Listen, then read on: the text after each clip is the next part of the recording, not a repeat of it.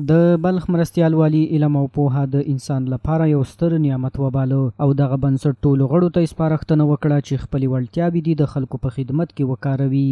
الحمدلله انسانهایی که علم دارد علم با خود کسب میکنه، زحمت میکشه شب روز علم را با خود کسب میکنه، بعد از کسب کردن علم عمل را به میدان پیاده میکنه، بعد از پیاده کردن عمل در میدان با خود تقوا را کسب میکنه که این انسان ها انسان میرسنه که انسان ساز همی پانتون های همی مدارس های دینی پانتون ها این مرکز انسان ساز است. همدارنګه د لوړو زده کړو وزیر د خپلو خبرو په ترڅ کې ویل چې ښوونیز نظام او نصاب باید معیاري او اساسي وي. نوموړي ویل په پام کې لري چې په پوهنتونونو کې د لابراتوارونو جوړولو لپاره 2.5 میلیونه افغانۍ او د پوهنتون استادانو د ظرفیت لوړونې لپاره بیا 400 میلیونه افغانۍ ځانګړي کړي.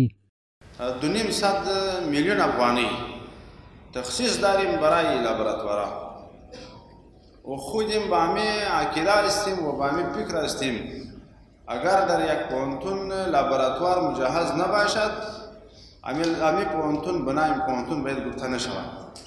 ښاغلي ندیم په تیر نظام کې په تحصیلي بنسټونو کې د بې عدالتیو او پراخ فساد یادونه وکړه. نوموړي ویل همدا لامل و چې تحصیلي نظام پکې هیڅ پرمختګ ونه کړ.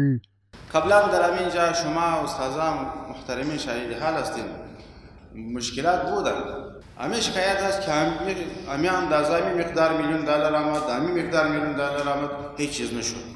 این از جبای همه مسئولین چی بوده؟ کم بوده. جبای اونا با همه دلار پر نمیشد. په پای کې د لوړو زده کړو وزیر ځوانانو ته په بهر کې د تحصیلي زمینې او د هیواد په داخل کې د کاري زمینې برابرولو ژمنه وکړه.